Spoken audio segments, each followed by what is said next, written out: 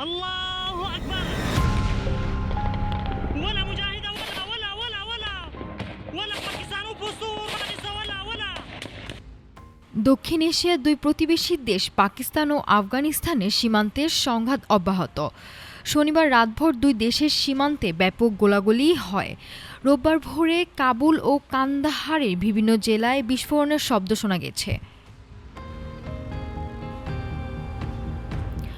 পাকিস্তানের তথ্যমন্ত্রী আতাউল্লাহ তারার জানিয়েছেন, অপারেশন গজব লিল হক এই তারা ৩৫২ তালেবানকে হত্যা, ৫৩৫ জনকে আহত এবং ১৩০ চেকপোস্ট ধ্বংস করেছে। ১৭১টি ট্যাঙ্ক ও সাঁজোয়া যানও ধ্বংস করা হয়েছে।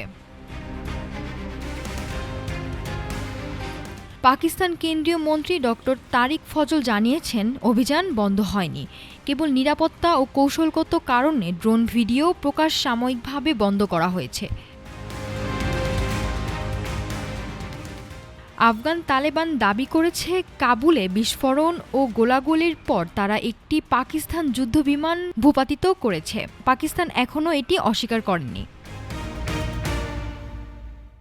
পাকিস্তান বৃহস্পতিবার থেকে আফগানিস্তানের বিরুদ্ধে গজব লিল হক অভিযান চালাচ্ছে।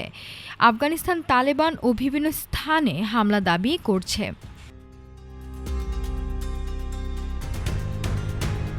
নাফিসা সামিয়া, ঢাকা টুডে।